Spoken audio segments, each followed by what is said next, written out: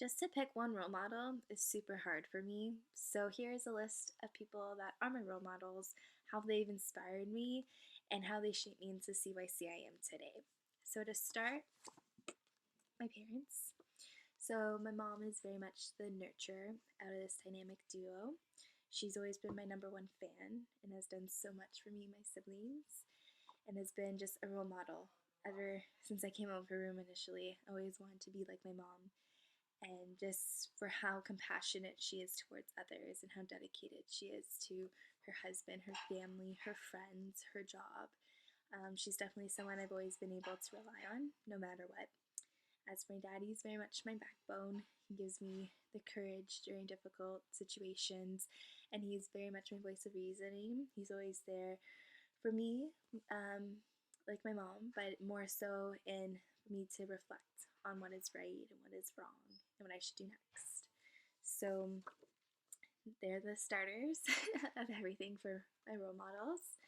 So after my parents, there comes two very strong women in my life, my grandma and my nana, and they were two very strong women who always stuck up for themselves and was always so passionate and so full of life. They were very much, when I've had obstacles during my early childhood and adolescence, they were very much there to lend an ear for me, and just the way they cared about other people just made me realize how it's okay to take an extra 5 minutes out of your day to talk to a complete and total stranger, because you never know what they've been through, and they might just need you to just stand there and listen to them, or even just to smile at someone can make somebody's day. Um, Geez, there's so much I can say about the two of them and how they've inspired me. Um, I believe what really got me into wanting to give back and into wanting to help people was after my grandparents, my nana and my papa, were in a serious accident when I was younger, and just through people rallying behind them and from their medical team and from friends and family, it just really sparked that I want to be a part of somebody's team when they need someone and they need some light in their life. I want to be a part of that, and for them to know that they're not alone and that they may be going through a rough patch, but through love and support, they can definitely get out of it. And um, they've these two have definitely taught me to live life to the fullest, and that's something that I'll always and forever take with me, and just being grateful and humble. And yeah, so this is more role models. So far, we have my parents, my mom and dad, my grandma, and my nana and papa. So the next role models for me would be my sister and my brother, but my brother doesn't like taking photos, so here's my sister. So one thing I can give to both my siblings is they know how to be authentic and they know how to be goofballs and just to really be themselves in life, because at the end of the day, that's all you can really be. Just be you. And they always reassure me. Sometimes I get so much inside my head and doubt myself, but they definitely encourage me to just go with it and to not doubt myself. So they really help me build my confidence. And lastly, one of the biggest inspirations for me into getting into this field is this boy here, Victor. I met him 5 years ago at summer camp. And in my second year, I got to work pretty much the whole summer with him in integration. And him and his mom definitely have inspired me. I've seen now what parents go through. You see, Victor is a 17-year-old boy now, living with autism. And I really got to see the side more so from the parent. And Victor would be considered an underdog in society, but to me, he's not. he is Superman to me. He has so many skills and he brings so much light in my life, and he's very much inspired me to get into this field more and more, and has brought so much awareness to me for mental health and autism in particular. And his mother is so strong, and everything that they've had to overcome just to um, get him to feel inclusive in the community, and all the hurdles we still have to overcome. But she is so strong, and he is such a brilliant boy who I'm so happy I've met, because without him, I don't think I would be doing what I am doing today, because he was the confirmation that these people I talked about before, and all my past and my present experiences, that this is where I need to be. So without him and his mom, I would have not gone into this program, and I don't know exactly where I would be, but I probably would not be making this video right now without them. So the second question is, after completing the Burns 2012 book, identify 3 traits, talents, or competencies that make you an effective CYC. Please provide one example from each practicum for each talent trait that you are identifying. So, in The Self, in A Child in Youth Care, A Celebration by Michael Burns, on page 254, Part 1, My Personal Inventory of Strengths, he defines traits or talents as follows. These are your natural abilities or characteristics.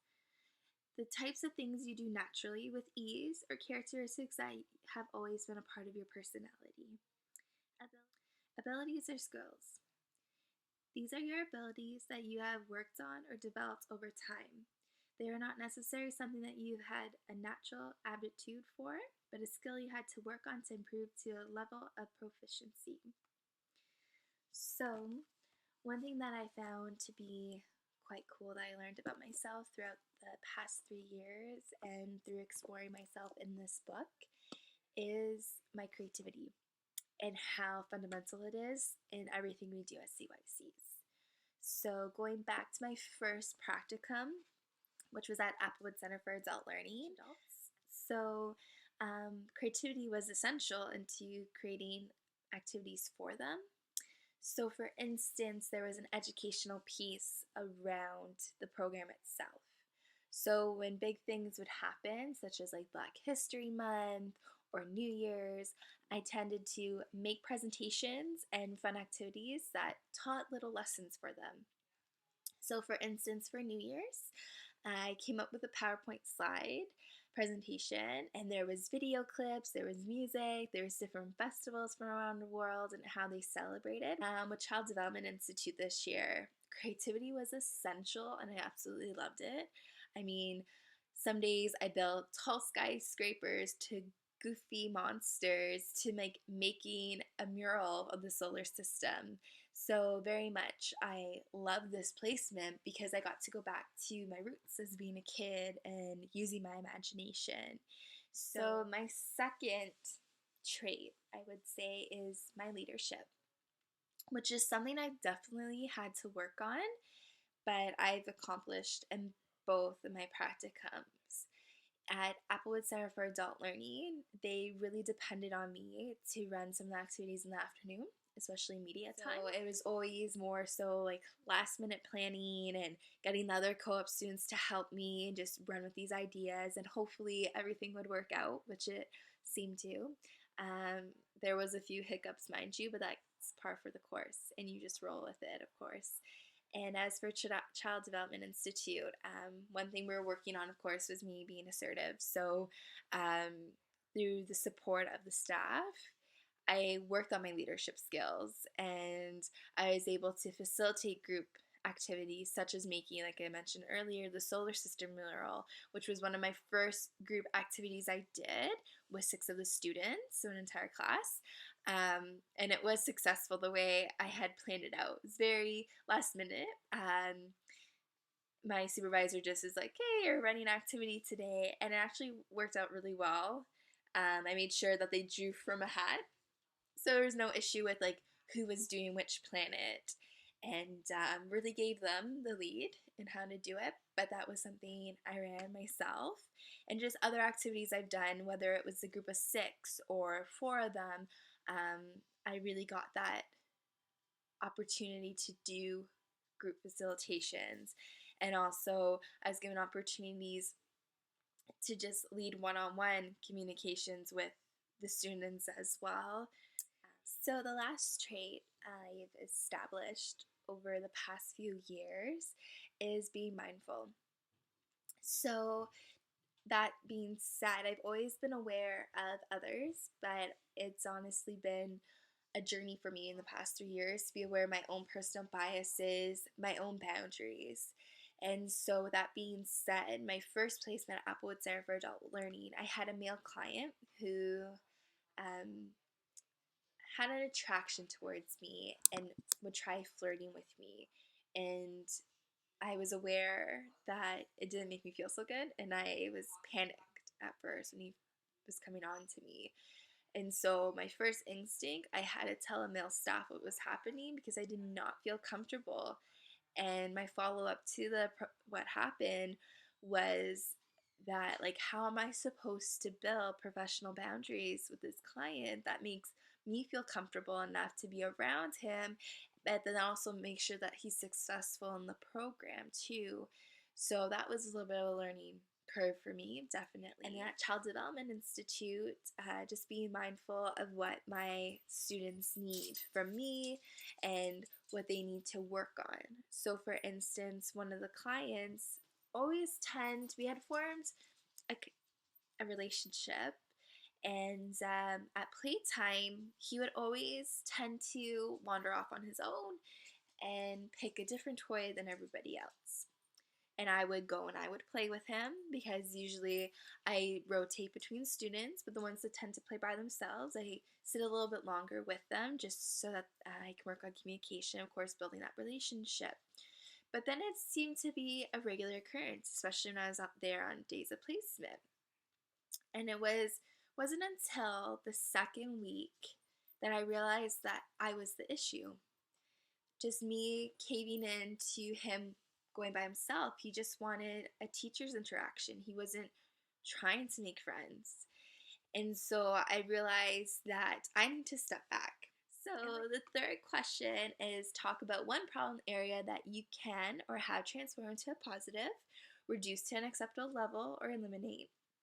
Briefly describe how you identify this problem area by its impact on your effectiveness as a CYC. Provide an example from practicum to illustrate your point. So this would definitely be me being assertive. So after my first term at CDI, I realized that I needed to work on being more assertive. Now, with that being said, of course, with more of like the one-on-one interactions, I knew my role as a CYC, but with trying to get the group's entire attention and get that respect as a teacher from some of them that I was having more of a challenge connecting with, I needed to work on being assertive. And constructive feedback I received from colleagues was that I tend to make statements sound like questions. So instead of just saying, I'm going to do this, I'm like, do you mind? And so my supervisor would always laugh, and she's like, no, just tell me what you're going to do. Of course, that may sound silly because it's from my supervisor, but I have such a strong team, and they're so open-minded and so supportive that they just want me to grow as a CYC and just become a strong CYC per se. So that was definitely an area of weakness. But in January, we kickstarted that and made it into a positive. So my supervisor started me off with actually being in charge of being the bus monitor. So I had to tell staff who was getting what bus and who was putting which kid on what bus at the end of the day. So that was a challenge for me at first. The first 2 days I had to do it, I totally was super nervous, and I was like running around my head cut off. Like, so I was putting the kids on the bus because I was so afraid. I thought it was so weird to tell my supervisor and staff who've been there and are so well established in the field to do something. It was just really weird for me. So that took a while, but after a couple weeks, I had that down pat, and then my supervisor started challenging me into doing more group facilitations and finding my big girl voice, as we call it, so that basically a kid can hear me across the playground. So we worked on that as well. And honestly, through their support and my determination to develop this skill and gain this skill, um, it's just been crazy to see my growth from January to April. And now kids listen to me and I built that connection and they see me as like that teacher role more so.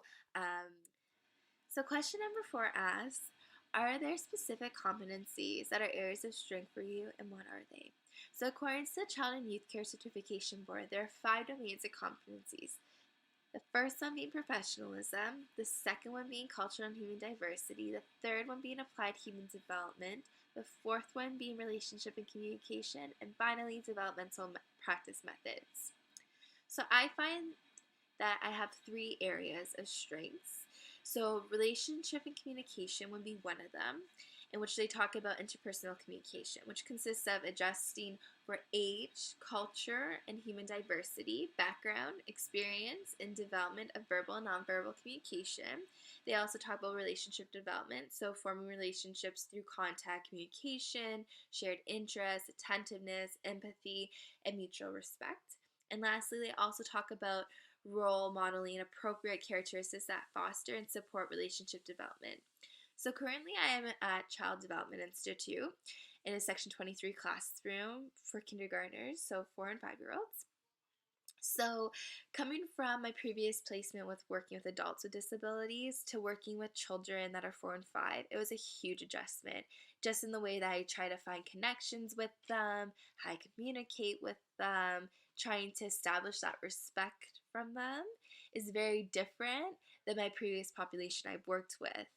Also, with that being said, for a couple of our students, English is their second language. There's also a language barrier.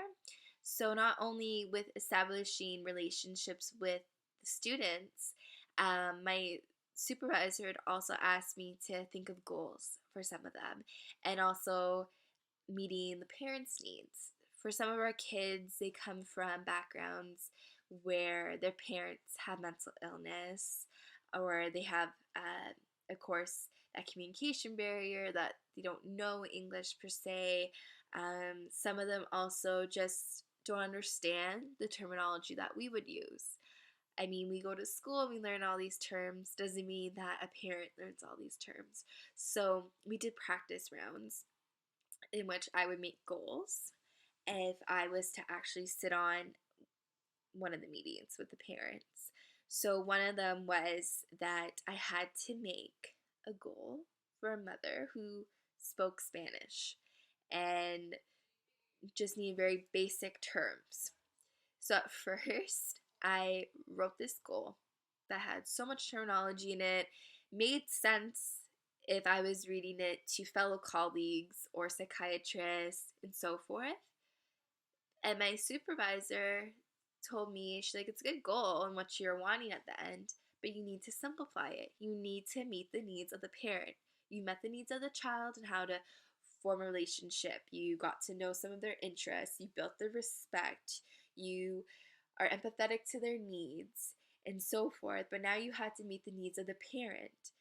So I had to take that into mind and I simplified it, and it took a few tries and I finally got it. So the second one I believe is a strength of mine is applied human development, which they discuss as assessing different domains of development across various contexts, meeting the needs of a client, opportunities, resources, and support.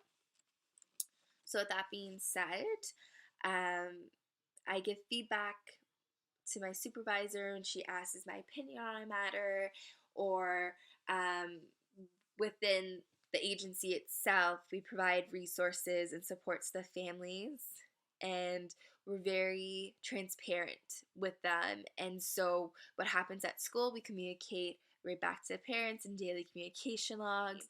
The last one would be developmental practice methods, which covers things like environmental safety, health, intervention planning, so planning goals and activities with agency mission and group objectives, individual histories and interests, also program planning, activity programming, bringing back my own childhood into working with them, such as my imagination, guiding their behavior, and also counseling. So, focusing on how important relationship is in counseling and being self aware of my own strengths and weaknesses when working with some of the kids.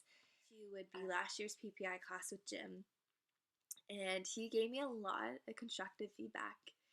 And there was a strong group of personalities in that class, and even to this day, I'm not one to really want to speak out in class. And mind you, I've come out of my shell a lot more since Jim's PPI class, but he gave me feedback when it comes to presenting. And he always found that every time I had a piece of paper in front of me, I would just look down and read off it, but I would look up to make eye contact. And he found that it was so much better when I just kind of threw away the paper and just talked. Because he's like, you know the terminology, you know what you're doing. Why would you try to hide yourself behind a piece of paper and it looks like you don't know what you do know? And he just worked on building my confidence. And I really started coming out of my shell since then. And I've noticed so much of improvement from last year's PPI to this year's PPI, and just being able to express myself and really open up to others. So that's been really fun to look back on as I've been completing this reflective piece. And lastly, I would say that a course that stood out for me would be probably crisis and conflict resolution. So second year, first semester with Mary, we had to get into groups, and going into that, I just was like, okay, I just want to get this assignment done with. I'm not a big fan of group work, and of course, everybody elected me as leader, and I was like, really? And they're like, yeah, you have strong skills, you're super organized, you know what you're doing, you do your work, and you do pretty well in class. So they're like, can you be the leader? Which I felt pretty honored, because these could be potentially fellow colleagues and they're my peers, and they value me and they see me as a leader, which is pretty incredible to say the least. But that class stands out to me the most because there was so much group conflict, and it was interesting, I guess, in a way that it helped me work on being a leader, in the sense of trying to get everybody to work together and trying to be fair as much as possible. So the last question is, if you could go back and have a conversation with your first year self, what would you say about the field, your future, and the impact you can have or have had working with children, youth, families, and communities? So if I could go back and talk to my first year self, simply I would say just breathe and take it all in, and that you're going to be all right, and that it's okay to make mistakes. I mean, we get this amazing opportunity of having 2 placements, and this is your opportunity to make mistakes and receive feedback from experts in the field already, whether it's your profs or it's your supervisor and their colleagues, or even just your peers themselves and learning from their experiences. It's just, you need to breathe and relax and soak it all in, and you're going to grow so much and learn so much about yourself, personally, professionally, about others too, and you're going to meet some incredible people along the way. And you need to surround yourself with amazing mentors to be successful. Also, I guess I'd go to my first year self and say, 3 years really isn't the end because you're going out to Ryerson in September for your degree, maybe down the road your master's, that your ambitions are going to get bigger and bigger, not smaller, which is pretty exciting. Scary, but very exciting. And I mean, you're not even going to realize your impact you can have on people. It's easy to say hello, but it's hard to say goodbye, and that's something you'll learn. Your first placement, you are going to learn a lot about your boundaries and the do's and don'ts of the field, and you're gonna love your clients and how fun they are and how talented they are and how intelligent they are and funny. You're gonna have a lot of fun at Applewood Center for Adult Learning. And your second placement, Child Development Institute, will be like a dream come true for you. You'll have such incredible staff to support you and help you grow as a person. And if you were offered a job, you better take it. But no, honestly, with that being said, Child Development Institute is incredible. And one day in the future, God willing, hopefully you can work for them. But the impact you will have, you're not going to get many thank yous, but simply they'll make do the little things. They might actually be like, come play with me. Or they might just smile at you. Or they're going to have those aha moments when you teach them something. And there's moments where you're going to say, I am so proud of you. And they'll do a cute little twirl and spin, and you made their day. And the impact they'll have on you, it's going to be life-changing, and it's going to teach you so much. It's going to teach you about all your strengths and highlight them, and you may think that you're an underdog, but 3 years into it, I don't see myself as an underdog anymore. You're also going to become a lot more emotional, and that's okay because you're just being human and you're just being more mindful. And just don't lose your sparkle. You're gonna come to a point where you're gonna reach so many obstacles personally, but you won't let them define you or ruin you professionally or anything like that. And honestly, my last word of advice for my first year self is to stop putting yourself down.